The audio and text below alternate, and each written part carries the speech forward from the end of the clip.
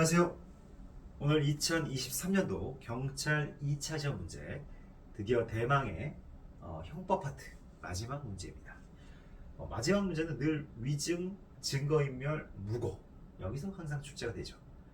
그리고 마지막까지 어렵습니다. 이 위증과 증거인멸, 무고, 이 부분 굉장히 마지막인데도 되게 어려워요. 굉장히 어려운 파트고 시험에 많이 나옵니다. 무조건 나옵니다, 거의. 그래서 국가적 법익에서는 항상 뇌물, 공무방해, 위증, 증거인멸, 무고, 이건 뭐 무조건 나온다고 보시면 돼요. 거의.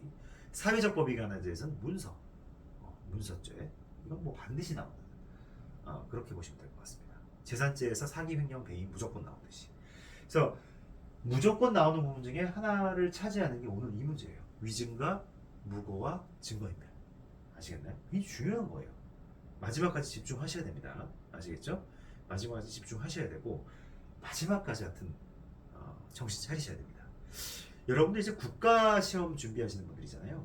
네, 경찰시험, 뭐 사법시험은 없어졌죠. 변호사 시험, 그리고 경찰 간부, 해경 간부, 이제 승진 시험이나 뭐 이런 것들은 이미 합격하시고 이제 치시는 거니까 부담감이 좀 덜하실 거고. 어쨌든 간에 이런 어떤 그 국가공무원 채용, 국가공무원을 채용하는 시험과 관련해서 가장 중요한 시간은 마지막 한 달입니다. 막판에 내가 얼마나 정리를 잘 해서 막판에 내 머릿속에 얼마나 암기된 것들이 들어가 있는지, 정리가 되는지, 여기에 따라서 결론이 나는 거예요. 마지막에 열심히 해야 됩니다. 뭐든지. 이 문제도 마지막 파트를 등한시하면 뭔가 김이 새요. 근데 시험도 마찬가지예요. 마지막 한 달을 잘 못 보내잖아요. 예를 들어서 여러분들이 뭐 1년 시험 준비를 했다 그러면 11개월이 다 무너져 버립니다.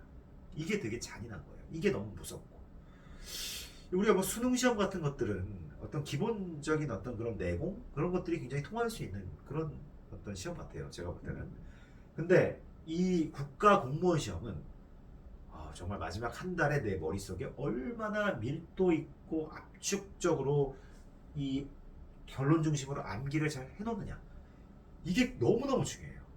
이게 무너지는 순간 그냥 다 끝나는 거예요. 다시 또 1년을 또 다람쥐 쳇바퀴 돌듯이 또 시험 준비를 하셔야 되는 거예요. 저도 예전에 사법시험 공부할 때 이 막판 울렁증이 좀 있었어요. 막판 울렁증, 특히 2차 시험 볼 때 너무 양이 많으니까 다 써야 되니까. 그래서 제가 2차 시험에 많이 떨어졌어요. 열심히 해왔고 그냥 그 실력을 발휘했으면 합격했을 수도 있는데 막판에 그냥 불안해가지고 혼자 지지고 볶고 난리를 치는 거예요. 머릿속에 하나도 안 들어오는 거. 그럴수록 차분하고 냉정해져야 돼요. 모든 걸 다 보려고 그러면 안 됩니다. 딱 집중해서 뭐가 쟁점이고 어떤 부분이 시험에 나올지를 자기 머릿속에 나름대로 정리해놔야 돼요. 그래서 우리가 공부할 때 늘 마지막 한 달 내가 볼 수 있는 그 양으로 자꾸 양을 줄여나가야 돼요. 압축해 나가야 돼요. 그런 작업이 안 되고 그냥 막 계속 넓혀 나가면 나중에 정리가 안 돼요. 너무너무 이제 내공이 늘어나서 이렇게 그냥 늘린 상태에서 그냥 가도 내가 승부를 볼 수 있을 정도의 실력이면 모르겠는데 내 머릿속에 딱 압축해서 들어와 있어야 되는 거거든요. 특히 내가 모르는 부분들이 딱 압축돼서 머릿속에 암기로 들어와 있어야 돼요. 아는 건 계속 맞추거든요. 그죠? 그래서 결국 막판 한 달이 여러분들한테는 굉장히 중요하다. 그때 무너지면 다 끝나는 거예요, 완전히. 그때 정말 내가 새로운 어떤 인간관계를 쌓거나 새로운 연애를 시작하거나 무조건 떨어집니다. 100%. 절대 못 붙어요. 아시겠나요? 그래서 여러분들 마지막 한 달, 더 줄이면 마지막 일주일 승부처입니다. 그래서 피가 마르는 거예요. 힘들고. 그래서 막판에 초췌해지고 힘든 거예요. 그거를 극복하고 그거를 이겨낸 사람만이 합격의 영광을 누릴 수 있는 거예요, 여러분들. 합격하고 나면 또 인생 별거 없습니다. 근데 이 시험을 준비하는 그 순간에서 합격과 불합격은 너무 큰 차이예요. 넓게 거시적으로 보면 합격을 안 한 분들 더 잘 된 경우 많아요. 합격이 인생의 모든 걸 담보해 주는 게 아니거든요. 네. 여러분 그거는 명확히 아셔야 돼요. 길게 보셔야 돼요. 그리고 갈수록 가치관이 달라져요. 네? 가치가 달라진다고요. 이때는 시험만 잘 봐서 합격하면 모든 게 인생이 끝날 줄 알았지만 또 나중에 또 살다 보면은 내가 이런 또 재테크라든지 또 이런 걸 통해서 부를 축적한 사람도 많아요. 어떤 그 직장 생활해서 막 승진하고 이렇게 올라가는 것보다 오히려 내가 차분하게 재테크를 해가지고 성공한 사람도 많거든요. 물론 뭐 자기가 어느 정도 미천은 있어야 되겠지만 그것처럼 여러분들 인생 넓게 보면 합격 불합격 어떻게 보면 그렇게 안 중요할 수도 있어요. 하지만 이 수험생의 입장에서 그 당시로 돌아가고 그 시간과 장소로 갔을 때 합격 불합격은 너무나 크다. 어떤 사람에게는 내가 공부한 장소가 정말 행복한 내 추억을 되살릴 수 있는 장소일 수 있지만 어떤 사람은 악몽의 장소예요. 가고 싶지 않고 끔찍한 지옥 같은 곳이 될 수 있어요. 네, 말이 갑자기 너무 길어졌는데 너무 뻗어나갔는데 어쨌든 마지막 문제 중요하고 마지막 준비 기간이 중요하다. 아시겠죠? 마지막에 포기하면 안 돼요, 여러분들. 정말 마지막에 포기하는 순간 모든 게 끝나는 겁니다. 항상 공부를 압축시키고 마지막에 볼 분량만큼 딱 정리를 잘 해두시라. 아시겠죠? 네. 여기까지 하고 오늘 문제 풀어볼게요. 문제 풀어보면 자 다음 중 옳은 것을 모두 고른 거 모두 자 기억입니다. 위증죄는 법률에 의해 선서한 증인이 사실에 관하여 기억에 반하는 진술을 한 때에 성립하고 그렇죠? 기억에 반하는 진술을 해야 되는 거예요. 증인의 진술이 경험한 사실에 대한 법률적 평가이거나 단순한 의견에 지나지 아니하는 경우에는 위증죄에서 말하는 호의의 공순이라고 할 수 없죠. 당연합니다. 단순한 평가 같은 거 안 돼요. 경험한 객관적 사실에 대한 증인 나름의 법률적 주관적 평가나 의견을 부연한 부분에 다소의 오류나 모순이 있는 경우 위증죄가 성립한다? 아니에요. 증인 나름의 법률적 주관적 평가나 의견을 부연 이런 부분도 이것도 뭐야? 진술이라고 보기는 어려운 거예요. 진술이라고 보기는.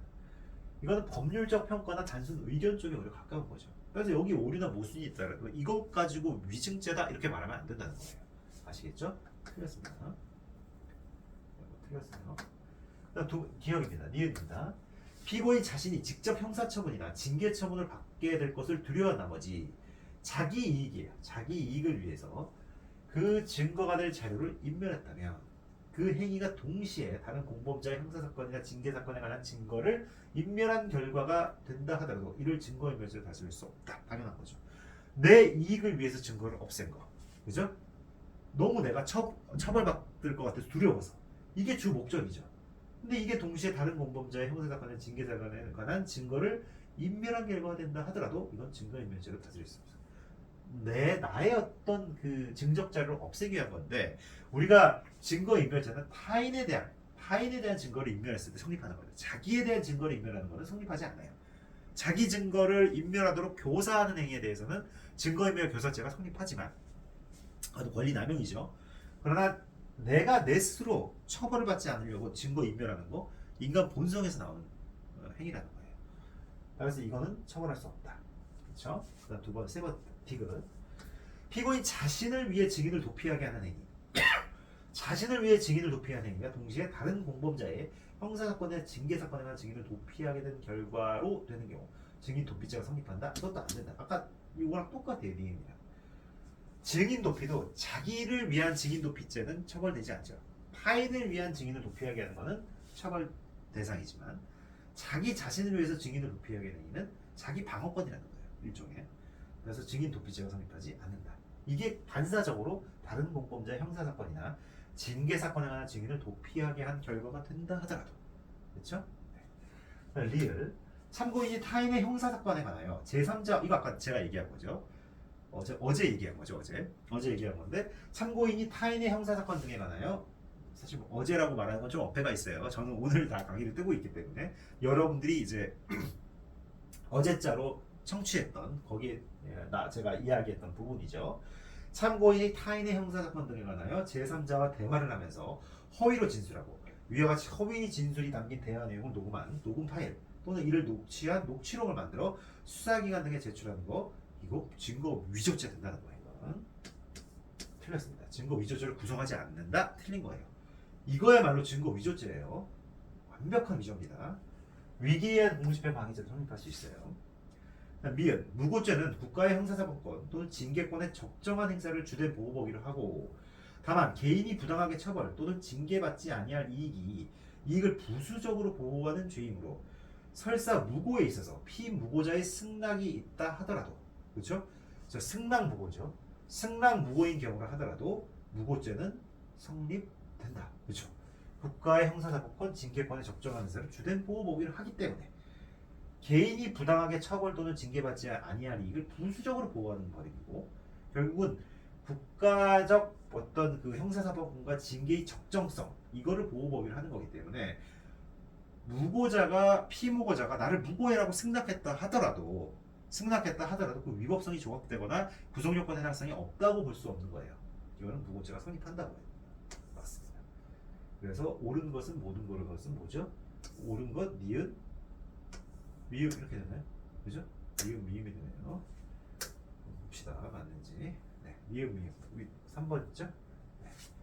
자, 그래서 기억 보시면 기억 보시고, 증인이 진술이 경험한 사실에 대한 법률적 평가이거나 단순한 의견이라면, 이거 위증죄에서 말하는 허위의 공술이라고 할 수 없어요. 증인 나름의 법률적 주관적 평가나 의견을 부여한 부분에 다소 오류나 모순이 있더라도 여기서 어떤 이게 공술이라고 보기 어려운 거죠. 그다음에 여기 증거인멸죄는 타인의 형사사건 또는 징계사건에 관한 증거를 인멸하는 거예요. 따라서 자기 이익을 위하여 그 증거가 될 자료를 인멸한 결과 그 반사적인 효과로 다른 공범자의 형사사건이나 징계사건에 관한 증거를 인멸한 결과가 된다 하더라도 증거인멸죄를 다스릴 수는 없다는 거죠. 그다음 증인 도피죄도 타인의 형사사건 또는 징계사건에 관한 증인을 은닉 도피하게 한 경우에 성립하는 거기 때문에 내 이익을 위해 증인이 될 사람 도피하게 했는데 반사적으로 그게 다른 공범자의 증인을 도피하게 된 결과가 됐다 하더라도 증인 도피죄로 처벌할 수 없는 거예요. 그죠? 그 다음에 이거 허위 진술을 녹취 떠버려서 이 녹취록 제출하는 거. 이거 뭐죠? 위조에 해당한다고. 맞아요. 이거 위조라는 거예요. 위조. 그래서 이를 수사기관에 제출하게 됐을 경우에 증거 위조죄를 구성한다. 그 다음 무고죄라는 거는 피무고자의 승낙이 있었다 하더라도 국가의 형사사법권과 징계권의 적정한 행사를 주된 보호법익을 하기 때문에, 그죠? 보호법익을 하기 때문에 승낙을 제출해서 고소장을 제출했다 하더라도 미필적인 인증이 있었던 것이고 형사처분이나 징계처분을 받게 할 목적도 있었다는 거죠. 그죠? 따라서 승낙을 받게 했다 하더라도 이거는 무고죄는 성립한다는 거예요. 그래서 이 첫 번째 보는 내용이죠. 설사 무고에 있어서 피무고자의 승낙이 있었다 하더라도 무고죄의 성립에는 영향을 미치지 못한다. 이렇게 되는 거죠. 아시겠나요? 네. 그래서 이 판례들 굉장히 많이 출제된 판례들이지만 하나하나 상당히 좀 까다로운 부분이 있습니다. 정확하게 개념을 이해하고 있어야 맞추실 수 있는 거예요. 아시겠죠? 네. 그래서 오늘 27번까지 이렇게 마쳤습니다. 네. 그래서 이 경찰 2차 시험 문제 제가 커뮤니티 창에 전부 다 해설까지 올려놨습니다. 그래서 형법 파트만 이제 제가 뭐 몇 개 정도 이제 기출문제 오늘 이제 경찰 2차 시험 문제 풀어봤는데 변호사 시험이나 법원 행시 문제를 한번 풀어보려고 해요. 굉장히 좀 어려운 그런 문제가 되겠죠. 근데 한번 일단은 그 정도 풀어보고 그다음 이제 24년도로 좀 넘어갈까 해요. 네, 24년도 뭐 형법을 계속할 수도 있고 형소법을 조금 23년도 형소법을 좀 하고 24년도로 갈 수도 있습니다. 네, 그래서 그거는 제가 한번 좀 커리큘럼을 생각을 해보겠습니다. 그리고 일단은 경찰 2차 시험 문제는 이렇게 오늘로써 마무리 짓고 아마 법원 행정고등고시나 변호사 시험 문제를 한번 풀어보려고 해요. 아마 변호사 시험 문제를 좀 먼저 풀어보지 않을까 또 생각을 하고 있는데 하여튼 뭐 그건 제가 좀 고민을 해보겠습니다. 뭐 고민할 수 있는 시간이 여러분들 기준으로는 하루죠. 저는 또 이걸 많이 떠났기 때문에 조금 더 여유가 있습니다만 어쨌든 한번 좀 생각을 해보고 여러분과 함께 또 문제 풀어보도록 하고 커뮤니티에 먼저 해설할 문제에 대한 해설 그런 것들 올려놓도록 하겠습니다. 아시겠죠? 근데 열심히 최선을 다해서 하겠습니다. 여러분 함께 해주셔서 감사합니다.